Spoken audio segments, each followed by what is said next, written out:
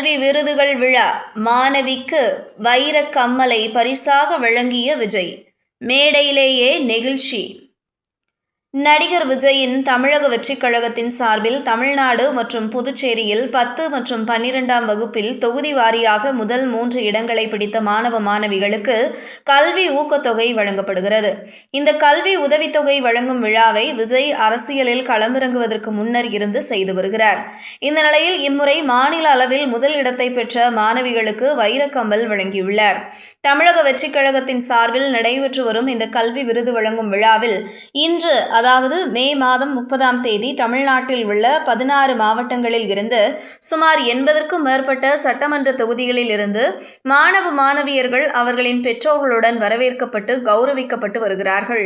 மேலும் வரும் ஜூன் 3ஆம் தேதி மற்றும் ஜூன் 2வது வாரத்தில் விஜய் மாணவர்களை சந்தித்து கல்வி விருதுகளை வழங்க உள்ளார்.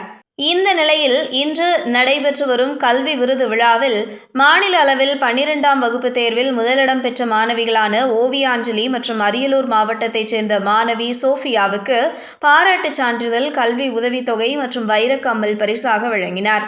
மாணவிகள் இருவரும் தங்கள் பெற்றோர்கள் மற்றும் சகோதரருடன் இணைந்து மிகவும் நெகிழ்ச்சியாக இவற்றை பெற்றுக்கொண்டார்கள். இது தொடர்பாக வீடியோக்களும் புகைப்படங்களும் இணையத்தில் வேகமாக பரவி வருகிறது. அவர்கள் இருவரும் 600க்கு 599 மதிப்பெண்கள் பெற்றனர் என்பது குறிப்பிடத்தக்கது. இந்த நிகழ்ச்சியில் மாணவர்கள் மத்தியில் விஜய் பேசுகையில், ஒரே விஷயத்தை மட்டுமே படித்து அதனால் உங்களை மன அழுத்தத்திற்கு ஆளாக்கிக் கொள்ளாதீர்கள். நீட் மட்டும்தான் உலகமா? இந்த உலகத்தில் பல விஷயங்கள் இருக்கிறது. 2 ஆண்டுகளுக்கு முன்னர் ஓட்டுக்கு பணம் வாங்கும் கலாச்சாரம் குறித்து பேசியிருந்தேன்.